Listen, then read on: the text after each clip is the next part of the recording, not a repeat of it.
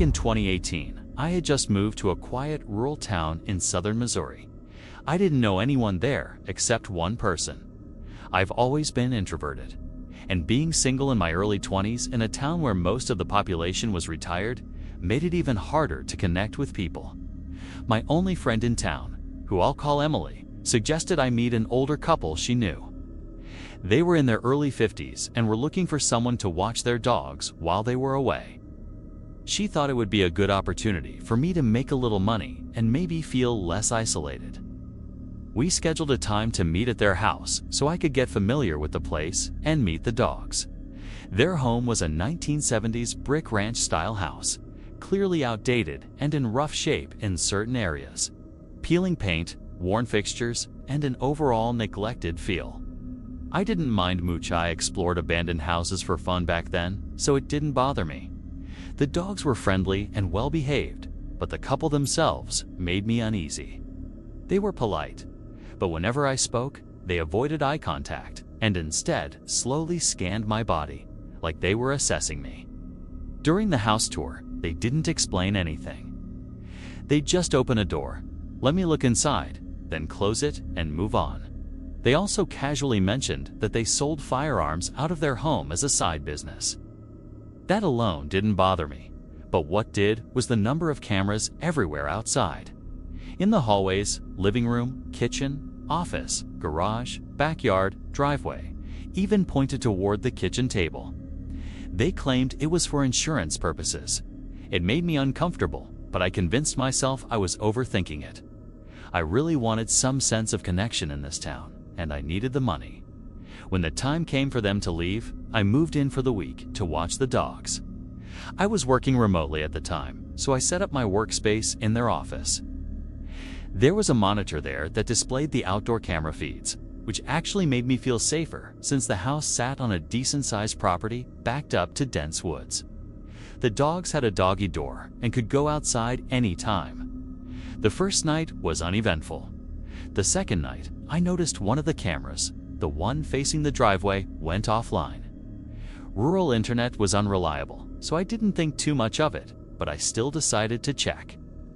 As I walked toward the back door, both dogs suddenly jumped up and bolted through the doggy door, barking hysterically.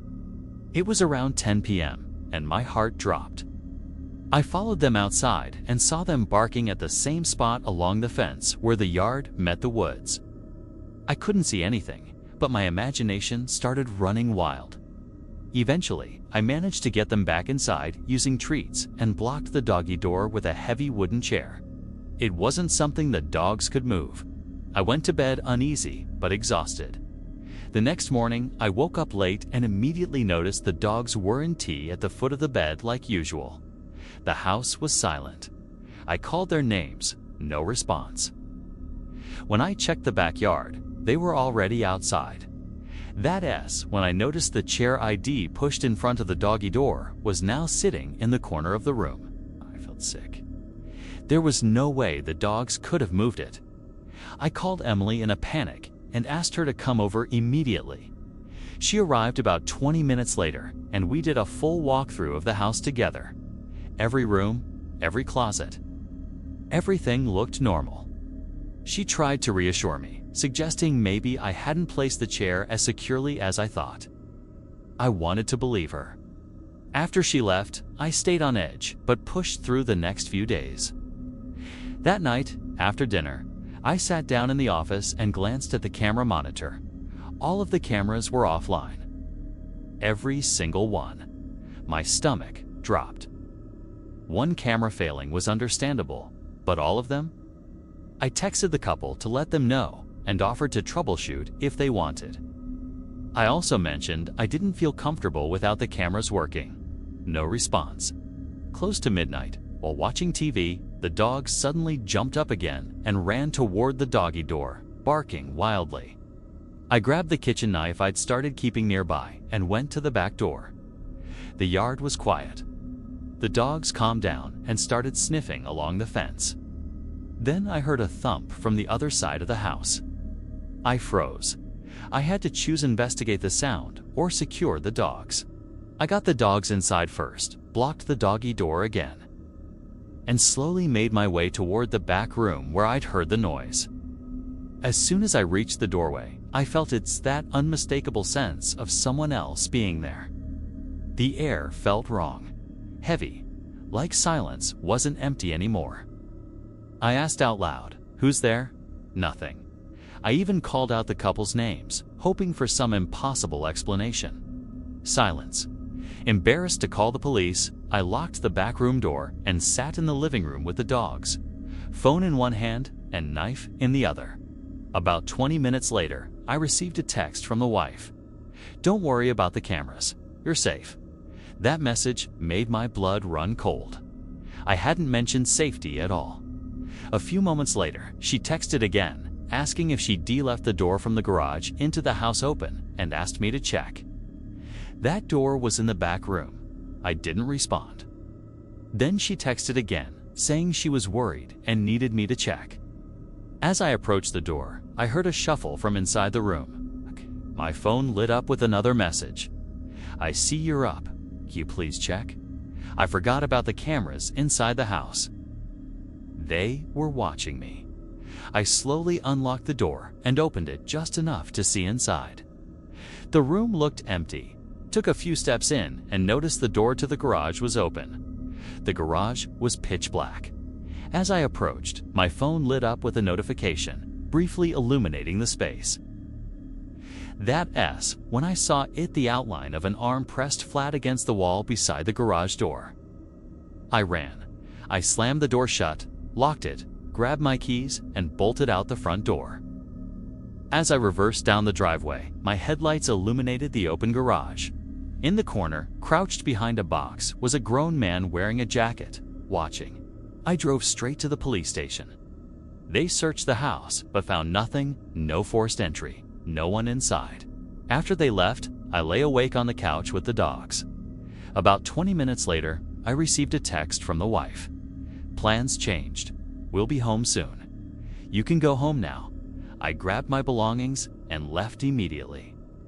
As I reached the end of the road, I saw a car with no headlights pull into their driveway. I texted her to warn her. Her response came instantly. "I know. I never heard from them again." I'm in my 30s now, and I still can't shake the feeling of how close I came to something far worse. Knowing how carefully everything was orchestrated, that they were watching the entire time, is something that still stays with me. I work as a bartender at a bar and restaurant in a suburban area outside Cleveland, Ohio. To make this story make sense, the layout matters. It's a busy place with an unusual setup. There are no waiters at all. Everything runs through the bar. If customers want food, or even non-alcoholic drinks, they have to order directly from us bartenders, and when their order is ready, they pick it up from the counter themselves. I'm not sure why management chose this system, but it probably had something to do with saving money by not hiring servers. Honestly, I don't mind it. It keeps things fast-paced, which suits me. For some reason, the place is wildly popular, even though I personally don't think it's anything extraordinary. Most nights, the atmosphere is loud and energetic music blasting. People packed shoulder to shoulder, and a standing area near the DJ booth where people dance, drink, and talk over one another. There's a constant flow of customers, and the high-energy environment makes shifts go by quickly. I love interacting with people, so it's the perfect job for me. Standing around waiting for customers would drive me insane. That night started like any other. It was a weekend, so I expected chaos, and I was ready for it. After a certain point, the bar filled up fast. The crowd skewed younger than usual. A college-heavy group usually meant more dancing, more spills, louder voices, and worse tips. One group kept ordering round after round of tequila shots, faster than I could line up salt and limes. One guy was so drunk he used the same pickup line on me 3 separate times and didn't even realize it. In the middle of all that madness, I noticed an elderly couple walk in and sit down in a booth tucked into the corner of the restaurant. At first, nothing seemed off. I just thought it was a little unusual for people their age to choose such a loud, rowdy place. I didn't dwell on it, Long I had drinks to pour and orders to take. About 30 minutes to an hour later, I noticed them again. I was pouring a row of gin and tonics, my hands moving automatically when my attention drifted back to that booth. That's when something clicked. They hadn't moved. They hadn't ordered anything, either no food, no drinks. I would have remembered taking their order. I focused a little harder and realized something else that didn't sit right. They weren't talking to each other. They weren't even looking at each other. Both of them were staring straight at the wall beside their booth, completely motionless. No gestures, no expressions, just stillness.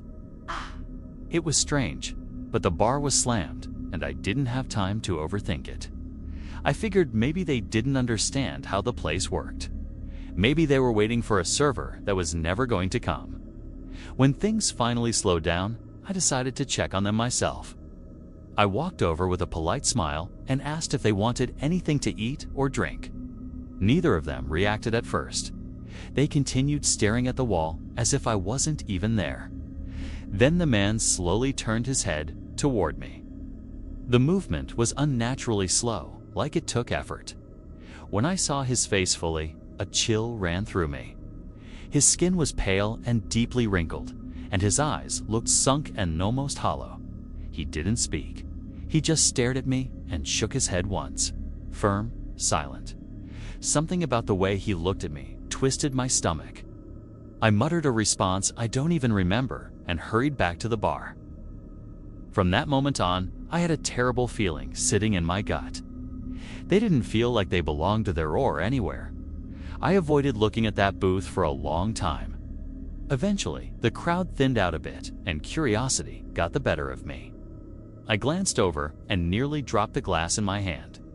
Both of them were staring directly at me. I locked eyes with the woman. She didn't blink. She didn't look away. I have never felt more uncomfortable at work than I did in that moment. I quickly looked down and pretended to be busy, my heart racing.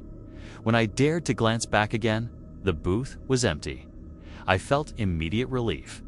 I didn't care where they went, I was just glad they were gone. Later that night, as I wiped down the bar and closed up with my coworker Megan, I asked her if she had noticed anything strange. Megan is a veteran bartender. She's been there for years and prides herself on noticing everyone who walks through the doors. When I mentioned the elderly couple in the corner booth, she looked genuinely confused and said she didn't know what I was talking about. I clarified, describing where they sat. She shook her head and joked that maybe I was hallucinating. I laughed along, but inside I was spiraling. I pressed her again, and she crossed her arms and rattled off the names, orders, and outfits of at least 10 random customers from that night. Her memory was flawless. I joked about how impressive it was, but inside, I was panicking. I knew what I had seen. By the time we locked up, I was questioning my own sanity. As I walked to my car, something across the street made my heart stop. Under a single streetlight stood 2 dark figures. I didn't need to see their faces to know it was them. I froze. I wanted to scream, but no sound came out. I jumped into my car, locked the doors, and sped out of the parking lot without looking back. The drive home was unbearable. I kept repeating, "Oh my God," over and over, trying not to break down. I couldn't make sense of it. Had Megan somehow missed them? Were they even real? Was I losing my mind? I never got answers. I never saw them again, and I don't think I ever will. I apologize in advance if I get a few details slightly wrong. This is a story my best friend told me several times years ago, and it's one of those experiences that sticks with you no matter how many times you hear it.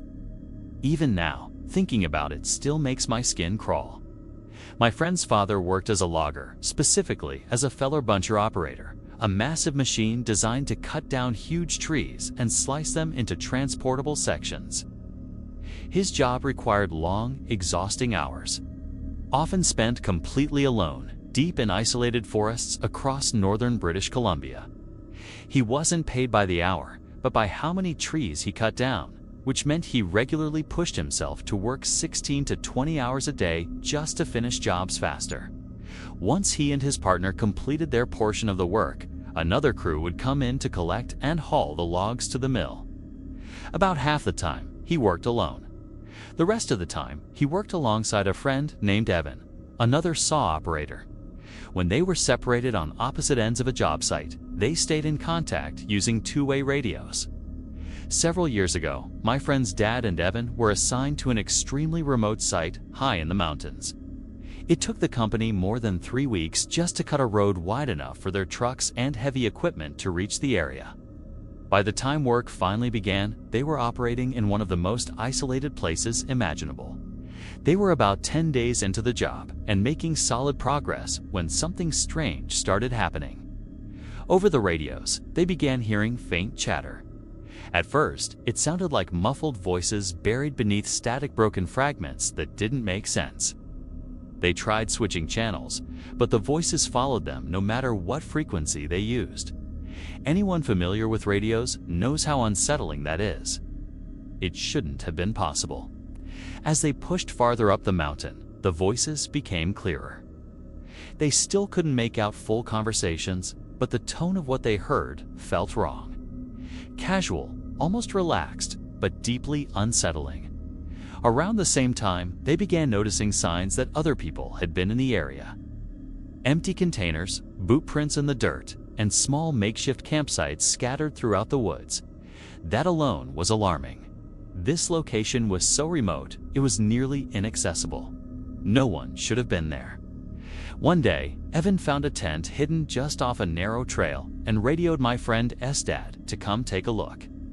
Against their better judgment, they decided to investigate. Inside the tent, they found a single sleeping bag and a duffel bag stuffed with horrifying items, multiple pairs of children's underwear, rolls of duct tape, lengths of rope, and crude drawings depicting children being sexually abused. There were also fresh apples inside, suggesting whoever owned the tent had been there recently. Evan wanted to shut everything down immediately and leave. My friend's dad, stubborn and driven by his work ethic, insisted they finish the job. In the end, they compromised by limiting radio use to emergencies only and continued working. That night, they sat inside their camper, unable to shake the sense of dread hanging over them. The radio crackled to life again. This time, the voices were clearer to men casually talking about everyday things, gathering water and collecting firewood. The realization that these men were likely connected to the tent sent my friend Dad into a panic. Evan seemed less affected, but my friend's dad was unraveling. The following night, when the voices came through the radio again, my friend's dad snapped. When he heard the men talking about gathering brush for a fire, he grabbed the radio and demanded to know who they were and what they were doing there. The radio went silent instantly. That silence was worse than the chatter. Evan was furious that my friend's dad had revealed their presence, and the two argued briefly before agreeing to report everything the next morning. Around midnight, Evan shook my friend's dad awake and whispered that someone was outside the camper. Almost immediately, they heard soft footsteps crunching over gravel. His heart racing, my friend's dad reached for his gun only to realize it wasn't loaded. He had no idea where his ammunition was. Evan was completely unarmed. Calling the police was impossible given their location. They sat frozen as the camper door handle began to jiggle. The door creaked open slightly, but didn't swing fully inward. The camper was raised high off the ground, with no ladder or stool leading up to it. Then came the scratching, long, deliberate scratches dragging across the outside of the door. 4 agonizing minutes passed. Finally, my friend's dad nodded at Evan, signaling he was going to check it out. He crept toward the door, gripping a flashlight with trembling hands. The moment he reached for the handle, the door burst open. A knife slashed across his face. The pain was blinding. He fell backward out of the camper, crashing to the ground. Before he could recover, a man was on top of him, pressing the knife against his throat. A second man appeared and began kicking him repeatedly in the head. Without hesitation, Evan jumped from the camper and tackled the man holding the knife. The second attacker fled into the forest. The man Evan tackled managed to break free and followed his partner into the darkness. They were gone. Evan helped my friend's dad into the truck, and they drove nearly 2 hours to the nearest hospital. The damage was severe. His face was shredded, and a deep cut across his eyes permanently damaged his vision. They reported everything to the police, but nothing ever came of it. 2 weeks later, when the rest of the logging crew returned to finish the job, one of their co-workers was found in a ditch bound, gagged, raped, and murdered. No suspects were ever arrested. To this day, my friend's dad suffers from severe PTSD. His right eye, with its permanently disfigured pupil, is a constant reminder of that night. I don't think he's had a truly restful sleep since. I've been terrified of deep woods ever since hearing this story. I haven't spoken to my friend or his father in years, but I still think about him often and hope he's doing okay. I moved to this town last year, hoping for a clean break. I won't go into too much detail, but things with my ex had gone bad enough that staying in my old city just wasn't an option anymore. I'd made good money at a young age, and, looking back, I made even worse choices about the kind of people, especially women, I kept around. Eventually, it all caught up to me, so I packed up, cashed out what I could, and bought a house in a quiet, upscale suburban neighborhood about 40 minutes outside the city. The area was perfect on paper. Low crime, wide streets, well-kept lawns, and mostly families with kids. The houses were spaced far apart, giving everyone a sense of privacy, which was a big reason I chose the place. But one thing stood out immediately: the house next door. While most properties had plenty of distance between them, that one sat noticeably closer to mine. And it wasn't just close, it was massive. The kind of house you'd expect a multi-generational family to live in. At first, I assumed it belonged to parents, grandparents, kids, maybe even cousins, all under one roof.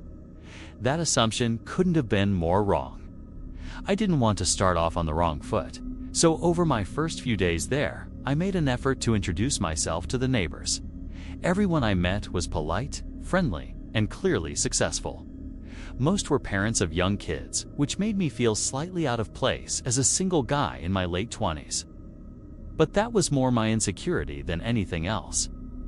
For some reason I can't explain, I kept putting off meeting the neighbors next door. They were the last ones on my list. By the time I finally walked up their driveway, my social battery was completely drained. Still, I figured if I didn't do it then, I probably never would.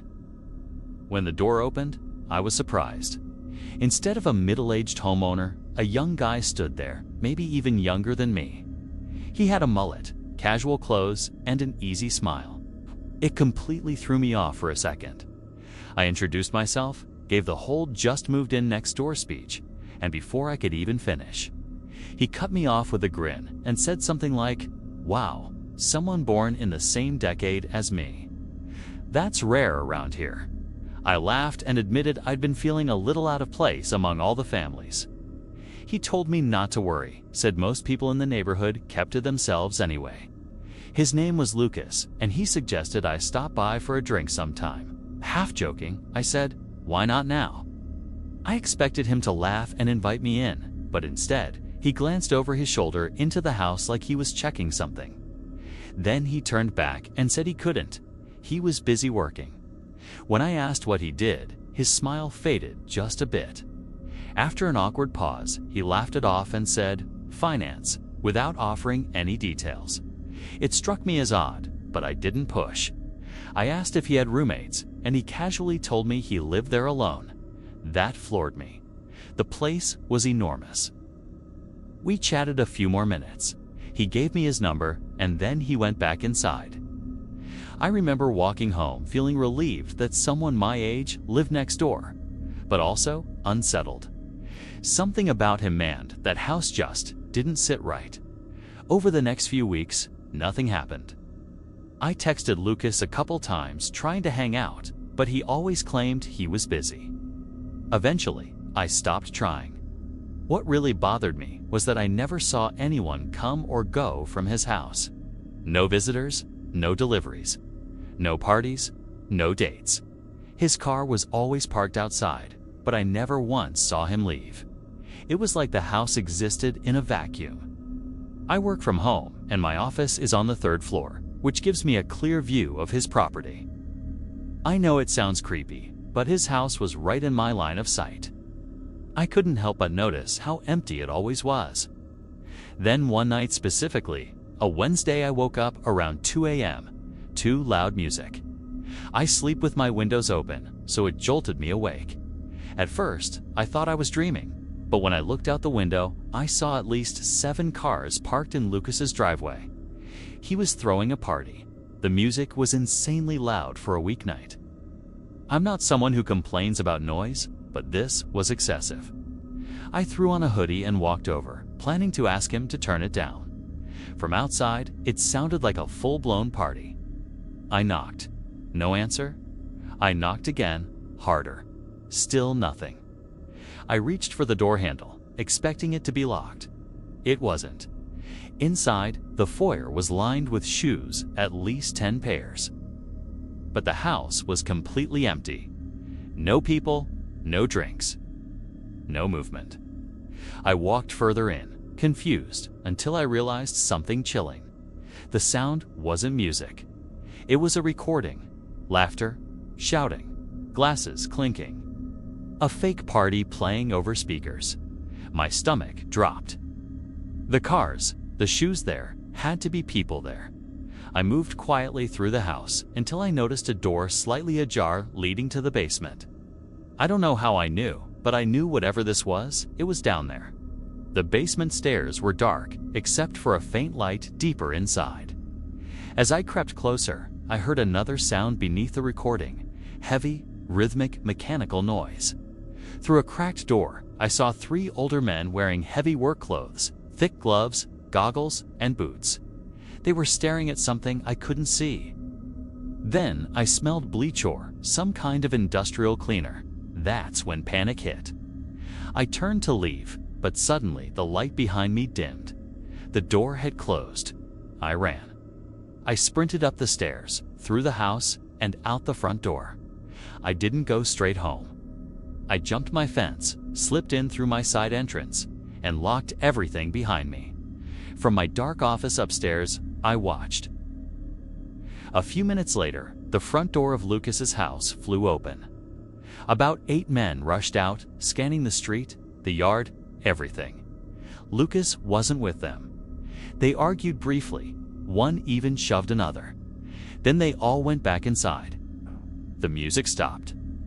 The next morning, every car was gone, including Lucas's. Days passed, weeks, months, he never came back. Packages piled up at his door. The lawn grew wild. I asked other neighbors if they'd heard the party that night. No one had. Not one person. I still don't know what was happening in that house. But I don't believe for a second it was nothing, and I'm not sure I want answers anymore. This happened last summer when I was 20 years old. For the sake of the story, I'll call myself Ryan. My friend Luke comes from an absurdly wealthy family, the kind of wealth that doesn't even feel real. His father is some kind of high-level corporate attorney who contracts with federal agencies. And their family owns multiple properties across the U.S., along with several overseas. That's the level we're talking about. One of those properties is a massive house sitting on a secluded private lake in northern Vermont. The lake isn't so large that you can see the homes on the opposite shore, but swimming across it would be exhausting. Luke's parents were almost never around, which meant he had near unlimited access to the house as long as he asked first. There's something about being on a lake like that that makes you feel untouchable. It's not like the beach. It feels more private, more exclusive. I still hope I'm successful enough someday to own a place like that. The lake itself was quiet. Expensive houses wrapped around the shoreline, but most of them were dark and empty. Many were vacation homes barely used by their owners. It felt wasteful, honestly. That emptiness had its perks, though. Luke used to throw insane parties there because there were rarely neighbors around to complain. That night was different. It was just the two of us, keeping things low-key. I had just gone through a rough breakup with my girlfriend of 3 years and needed some time to clear my head. We were sitting on the dock, drinking a couple beers, when I noticed a strange light flashing across the lake. I don't remember the exact time. At first, I assumed it was the sun reflecting off something at just the right angle. But even when I moved my head, the light kept flashing. It wasn't random. Someone was deliberately turning it on and off. I pointed it out to Luke, and we both focused on it, trying to make sense of what we were seeing. After watching it for a bit, we realized the flashes followed a pattern: 3 short bursts. 3 long ones, then 3 short again. Luke suddenly snapped his fingers and said it was Morse code. I thought he was messing with me. He admitted he didn't actually know Morse code, but he knew what that pattern meant. SOS. I pulled out my phone to fact-check him, and to my surprise, he was right. The light continued flashing that same pattern for another minute before abruptly stopping. We just stared at the darkness where it had been, unsure what to think. Luke immediately suggested calling the police. I hesitated. We'd been drinking, we weren't legal yet, and I was already dealing with a DUI case. The last thing I needed was more police involvement. Luke wasn't happy, and I could tell he felt conflicted. We tried to come up with another explanation. Maybe someone had fallen or gotten hurt, but that didn't make sense. Anyone in real trouble would have just called for help. Instead, we did what we always did. We decided to check it out ourselves. We went back inside the house first.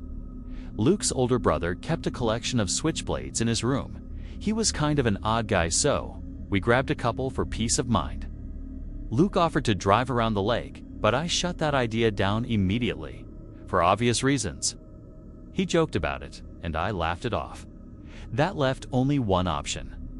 We dragged Luke's dad's kayak into the water. At first, we were laughing, enjoying the thrill of it. But the farther we paddled out, the quieter we got. The sun was nearly gone, and visibility was fading. It wasn't pitch black. Yet some lake houses still had lights on, but the silence felt heavy. As we got closer, the house came into view. It was just as large as the others, but noticeably neglected. The dock was half collapsed, with part of it sunken into the water. The flashing light had stopped completely. That alone made my stomach tighten. We couldn't tie the kayak to the dock, so we beached it on the rocky shoreline. Carefully, the adrenaline kicked in immediately. I could feel Luke's nerves too. We knew the light had come from the second floor. Luke wanted to turn back and call the police. I reminded him there was no cell service out there, and we'd have to kayak back anyway just to connect to Wi-Fi. I also pointed out that we'd explored plenty of abandoned buildings before. This wasn't that different. It was dumb logic, but he agreed. We didn't go near the front door. Instead, we circled the house until we found an unlocked window. We slipped inside quietly. The house was completely empty. It's not abandoned, empty, stripped. Empty. No furniture, no trash. No signs anyone had ever lived there. Bare floors, bare walls. It felt wrong. We moved cautiously, room to room, until we found the staircase and slowly went upstairs. I remembered where the window was as an exit point. We walked down the hallway toward what we believed was the room the light came from. I pressed my ear to the door and heard nothing. Luke nodded. I opened it slowly. Inside, the room was empty except for one thing. By the window sat an old projector aimed directly outward. Every instinct in my body screamed trap. Before I could say anything, Luke turned and sprinted back down the hallway. I followed immediately. As we ran, I heard a door behind us fly open, probably a closet and heavy footsteps pounding after us. We tore down the stairs and back through the house. Luke jumped through the window first. I was right behind him. As I climbed through, I heard those footsteps again, closer now. I didn't look back. We ran toward the water, and that's when Luke cursed. The kayak was gone. I turned just in time to see someone sprinting around the side of the house toward us. I couldn't make out his face, but he was big, an adult, fast. I pulled out my switchblade, ready to fight. Luke didn't even hesitate. He jumped straight into the lake, fully clothed. I followed. The water was shockingly cold, but adrenaline took over. We swam as hard as we could toward the lights of Luke's house, which felt impossibly far away. My arms burned. My legs screamed. But we didn't stop. We barely made it. By the time we dragged ourselves onto the dock, I was shaking uncontrollably. I'd never been that cold in my life. We ran inside, locked every door, and called the police. It took them nearly an hour to arrive. When they finally did, they went straight across the lake to investigate. They were gone for a while. When they returned, they told us exactly what I expected. They found nothing. The house had been abandoned for years. No footprints, no gear, no kayak. No signs of anyone being there. They weren't happy with us. We got the full lecture about calling first. Luke's parents were furious when they found out. I was never invited back to the lake house again. Luke later told me his parents threatened to sue the town and accuse the police of negligence for refusing to investigate further. To this day, I don't know what happened that night. I don't know who set up that projector. I don't know who chased us. I, Dan T, want to know what would VE happened if we had AT run. Most of my friends agree it was a trap. Whatever was supposed to happen just didn't go according to plan. And I'm thankful every day that we didn't stick around long enough to find out why. What I'm about to describe is something that nearly shattered my sanity. Even now, a month later, it still creeps into my thoughts more often than I'd like to admit. I've managed to stabilize since then, but I don't think this is something that ever really leaves you. The experience itself was brief, but the impact it had on me was anything but. I'm a single man in my mid-30s, and I live alone in a small one-story house in a quiet suburban area. No pets, no roommates. The house itself is modest one-bedroom, one bathroom, a living room, kitchen, dining area, and a tiny attached garage. That's it. It's simple, but perfect for me. Because of the work I do, I control my own schedule entirely. I don't answer to a boss, a partner, or anyone else. Freedom has always been a top priority in my life, and I've built everything around maximizing it. I know some people would probably see my lifestyle as immature, but everyone values different things. As long as I'm not judging anyone else, I expect the same courtesy. That level of freedom does come with downsides. Over time, I've developed habits most people wouldn't approve of, especially my sleep schedule. It's awful. For some reason, my brain works best late at night. I'm most productive when the rest of the world is asleep. It's not unusual for me to stay up until sunrise and sleep well into the afternoon. Until something forces me to change, I don't see a reason to fight how my body naturally works. The night this happened, I was up past 3 a.m., sitting at my desk in my bedroom, working on my computer. I wasn't listening to music or watching anything in the background. I was completely locked in. The house was dead silent. Just me, my thoughts, and the sound of my keyboard. Then, without warning, the silence exploded.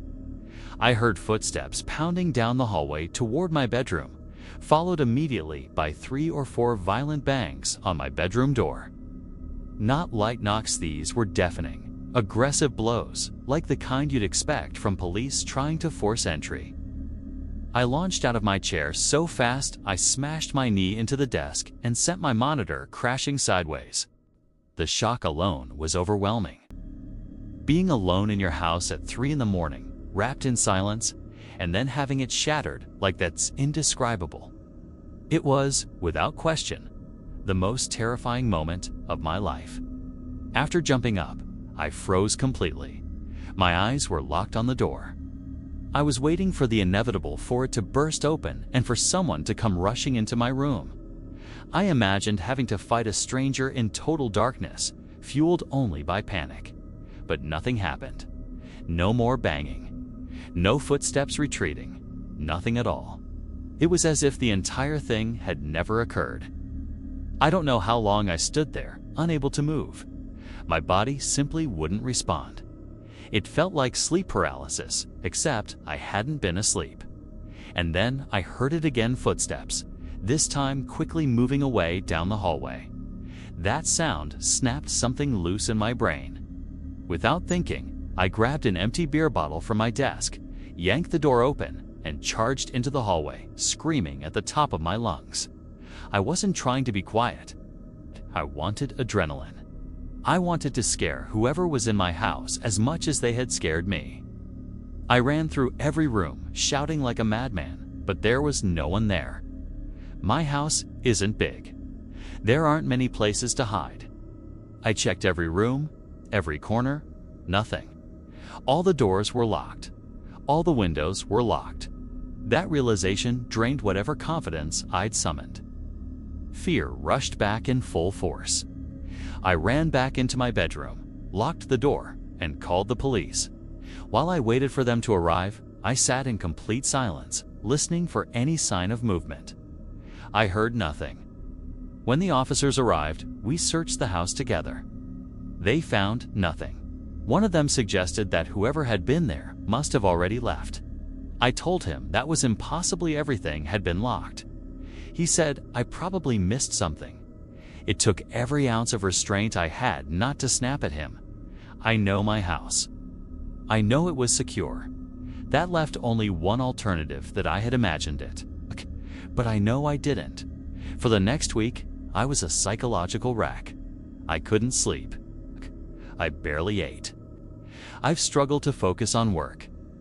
My mind kept looping back to that moment, trying to understand how something so vivid, so physical, could have happened without explanation. Even now, the only theory I can tolerate is that I somehow overlooked an unlocked door or window. Still, that explanation doesn't answer the real question. Why would someone tear through my house in the dead of night, slam on my bedroom door, and then just run away? My name is Caleb Turner, and I was 29 years old when this happened. After my divorce, I didn't really have anywhere to go. I wasn't in a good place mentally, and going back to my parents' home didn't feel like an option. So I ended up moving to a small rural town called Red Hollow, tucked away in southern Mississippi. The house I moved into had belonged to my grandmother. She passed away a few years earlier and left the place and the family. It sat about 10 minutes outside town on nearly 10 acres of land, completely surrounded by dense woods. No close neighbors, no traffic, just trees and silence. At the time, I thought that was exactly what I needed.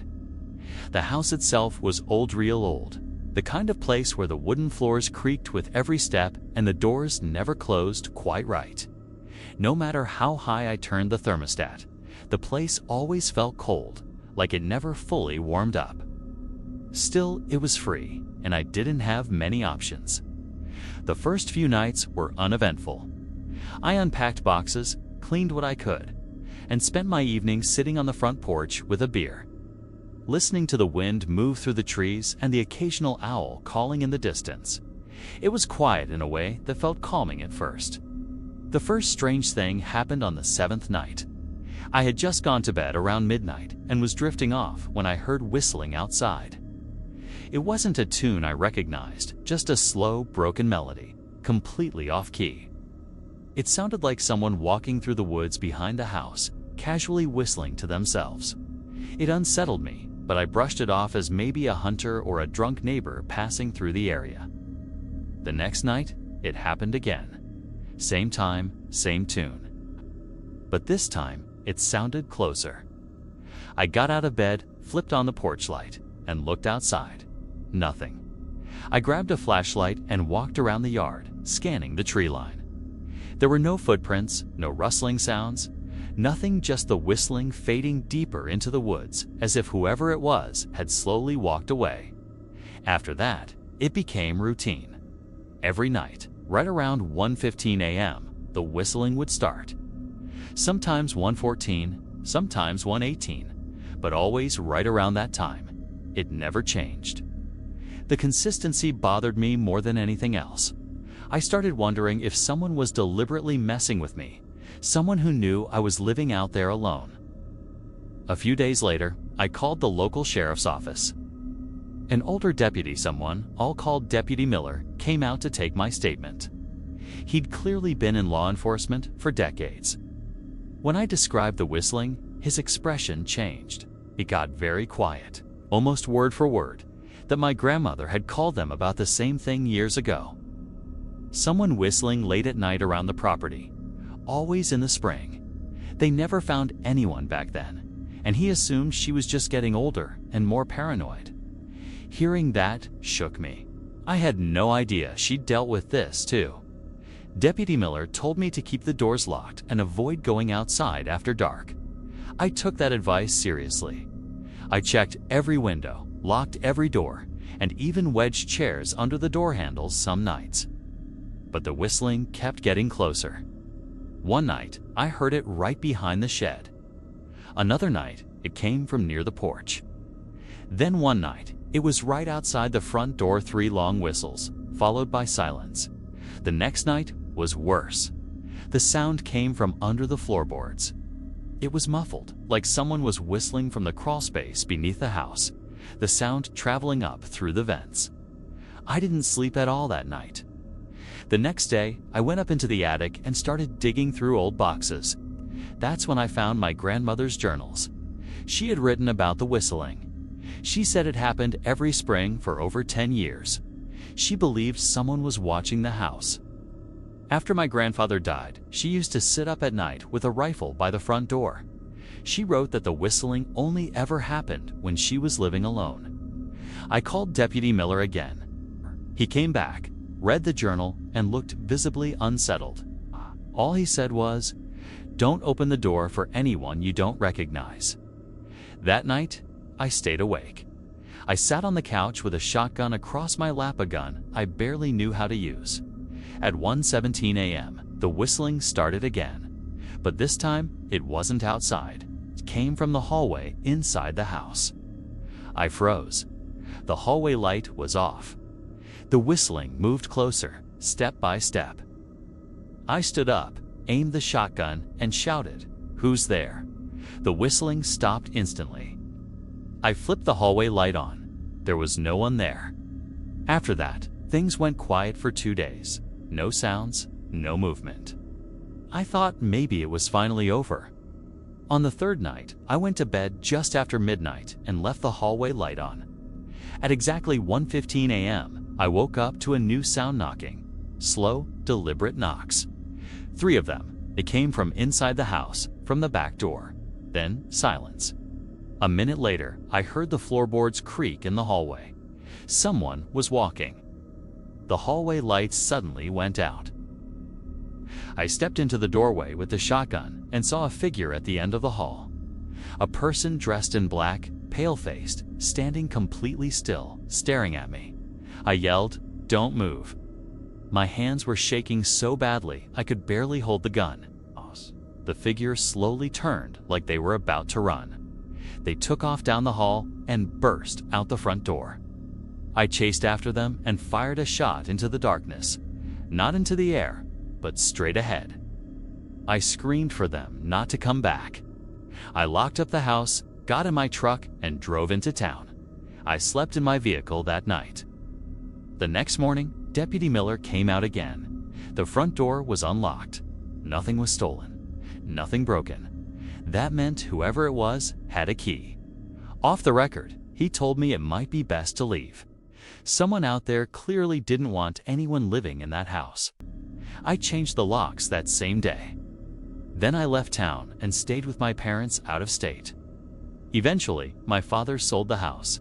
We took anything sentimental and left the rest behind. Who that person was, how they got a key, and why they stalked that house for decades, I still don't know. I just know I'll never live somewhere that isolated again. I work for a property preservation company. My job is to secure foreclosed homes, changing locks, cleaning them out, winterizing them, and sometimes boarding them up after vandalism. It isn't glamorous, but it pays well, and most of the time, it's quiet work. You spend long hours alone inside houses that once belonged to people who are gone. Some places feel sad, others feel empty. Every now and then, though, you walk into a house that feels genuinely wrong. This happened in 2020, when I was assigned to clear out a foreclosed property in a rural area of northern Pennsylvania.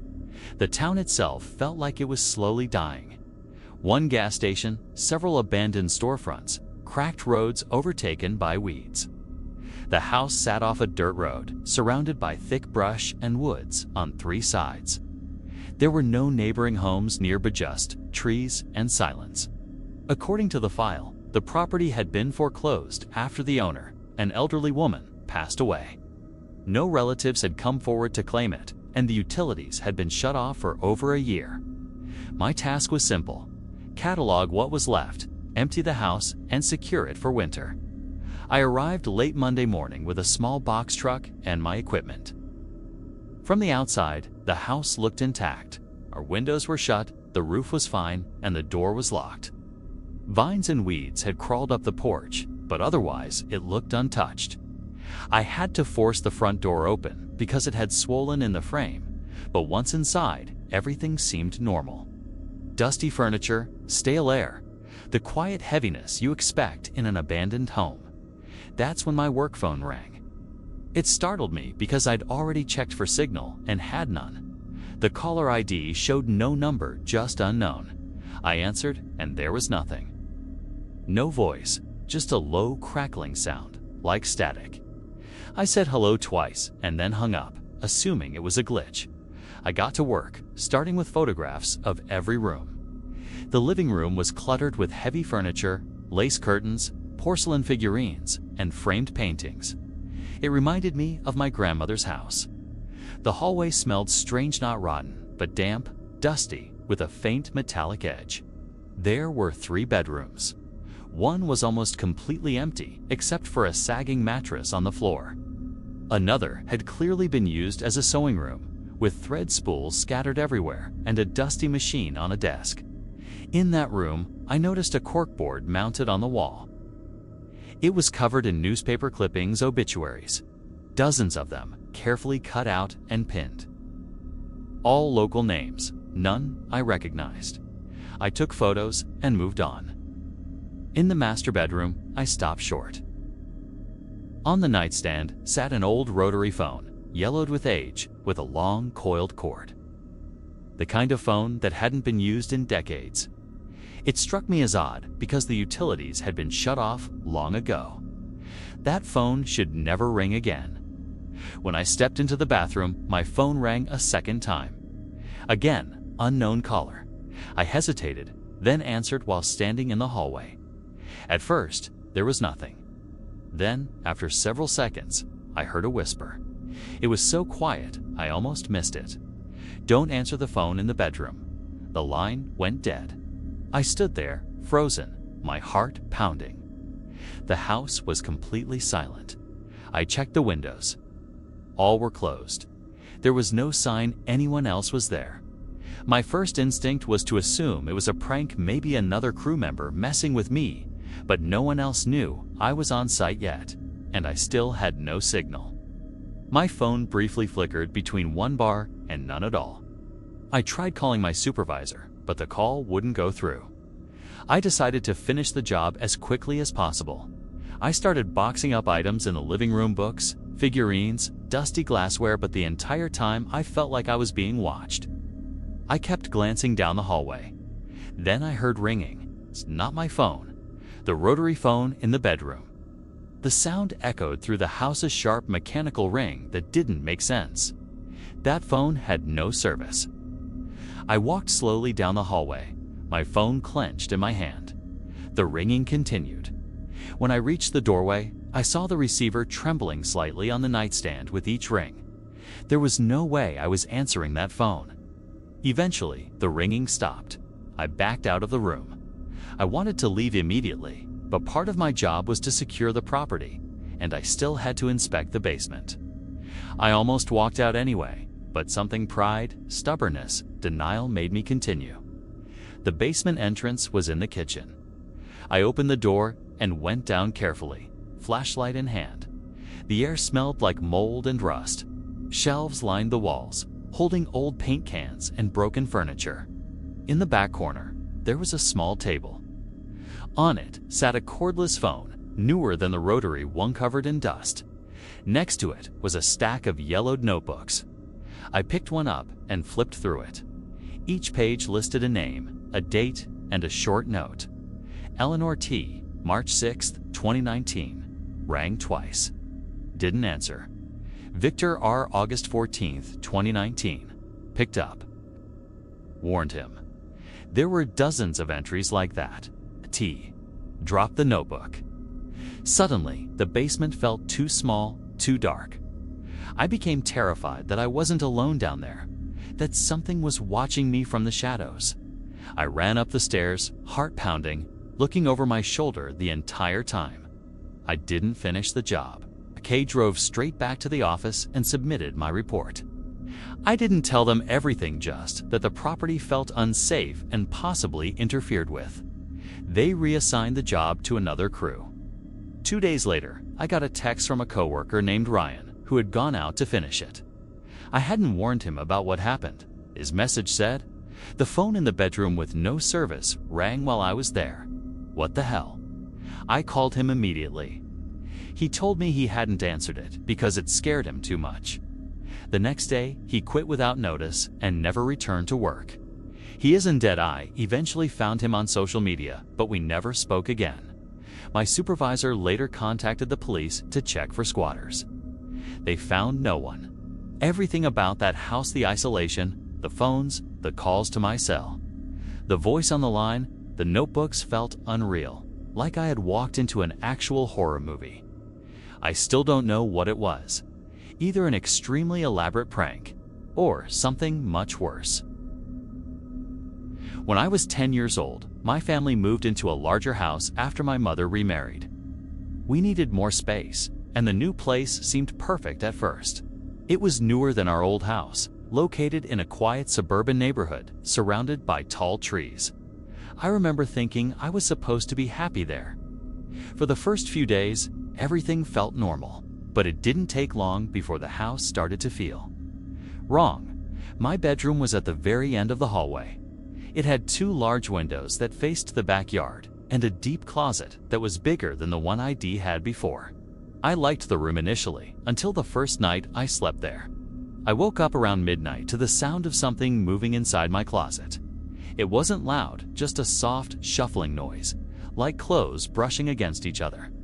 I stared at the closet door and tried to convince myself it was just the house settling. Even as a kid, I knew houses make random noises. That's what everyone tells you. But then the closet door moved. It didn't open, it trembled, as if something inside had gently pressed against it. I wanted to run to my mom's room, but I couldn't move. I stayed frozen, staring at the closet until I eventually fell back asleep. The next morning, I noticed the closet door was cracked open slightly, even though I clearly remembered shutting it tightly. I asked my mom if she had gone into my room, but she said she hadn't. She suggested maybe air pressure from the vents had pushed it open, but I knew that wasn't true. After that, the nights only got worse. I started hearing tapping sounds on my window late at night. At first, I assumed it was tree branches, but when I looked outside, there were no branches anywhere near the glass. The tapping would continue for several minutes, and strangely, whenever I pulled the blanket over my head, it would stop. One night, I finally forced myself to look. Pressed against the outside of my window was a pale human hand. The window was on the 2nd floor, far too high for anyone to reach without a ladder. The hand stayed there, completely still, for what felt like forever. Then it slowly slid down and disappeared. I didn't sleep at all that night. When I told my mom what I saw, she laughed. At first, she thought I was joking, when she realized I was serious. She tried to explain it away by saying I was half asleep and probably mixing a dream with reality.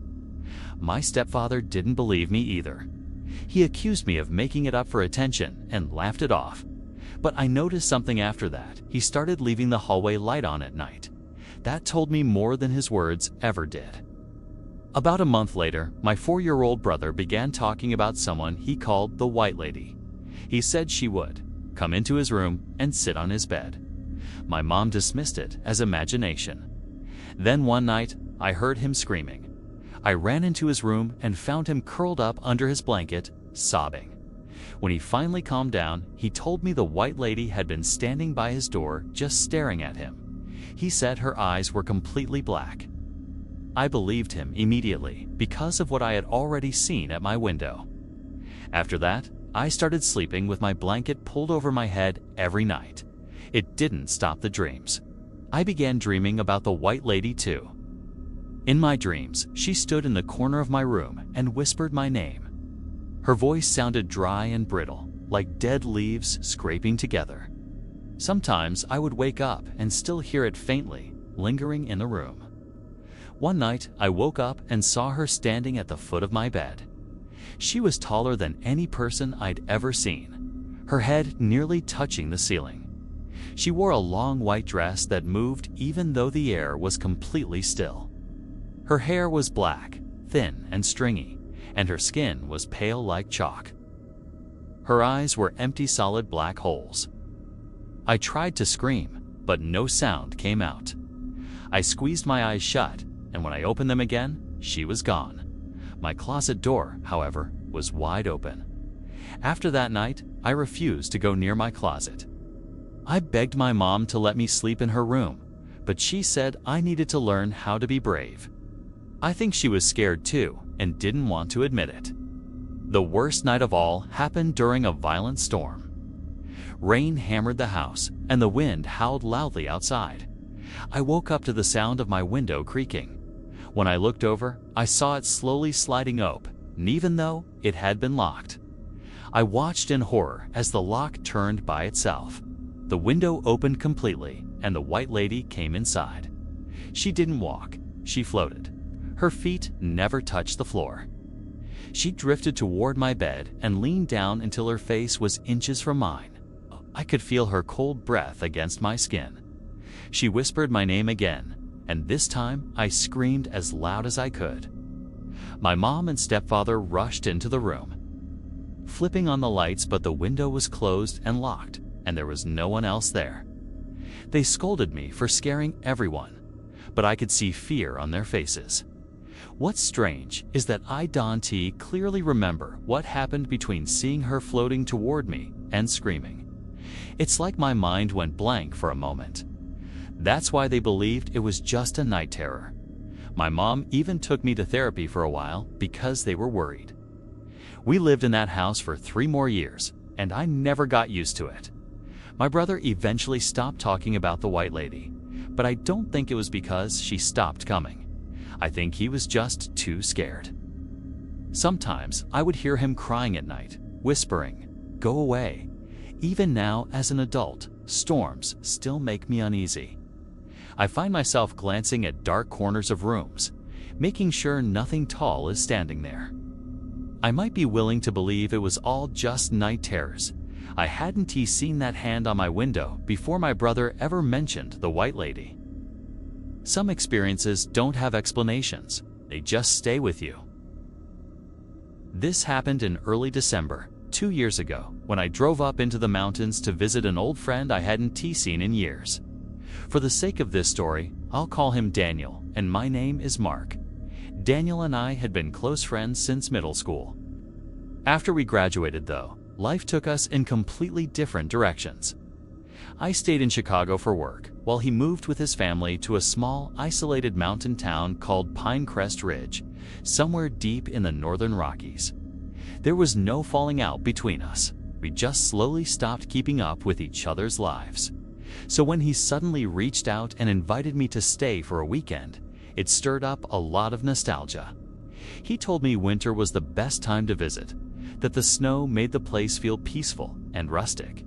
I agreed, thinking it would be good to reconnect. The drive up the mountain took longer than expected. The roads were icy, so I drove cautiously.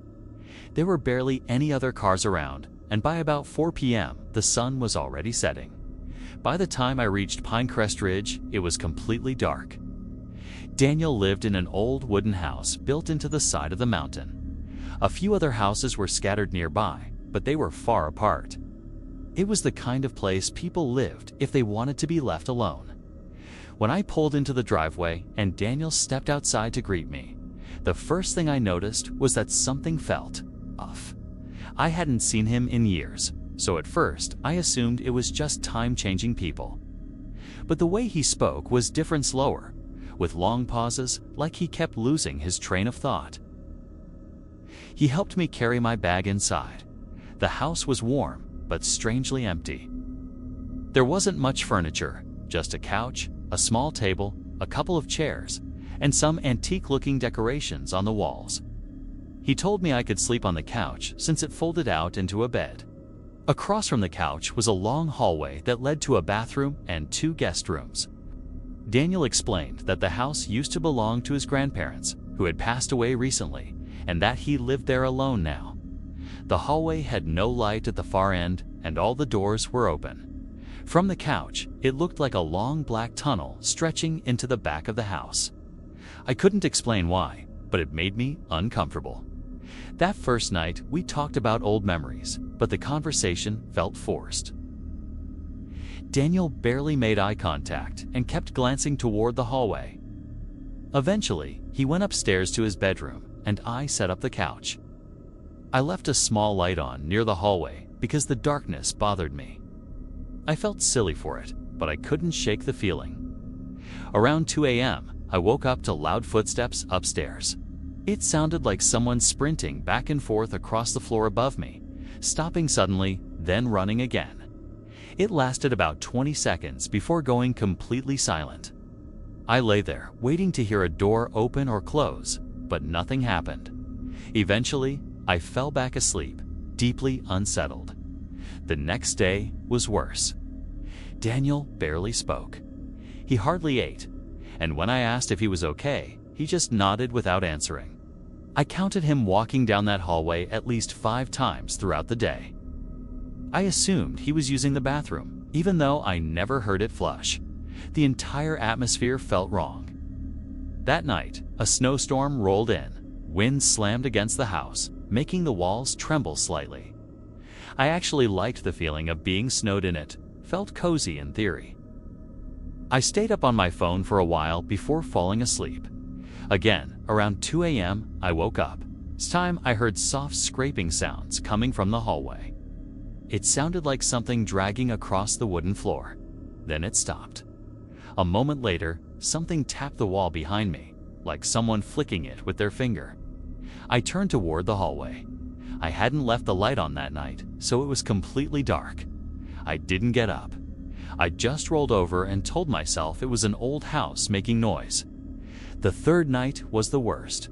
By then, I felt constantly uneasy. I caught Daniel staring at me several times, longer than normal, like he was waiting for me to notice something. I considered leaving early, but the snowstorm was supposed to last until morning. After dinner, Daniel went upstairs early. I stayed on the couch, scrolling on my phone, questioning why I had even come. Sometime around 2 a.m., I woke up without knowing why. My eyes were open, but I couldn't move. Not my arms, not my legs. I couldn't even speak. I realized I was experiencing sleep paralysis. Panic set in, but then it got worse. At the far end of the hallway, I saw movement. Daniel was standing there.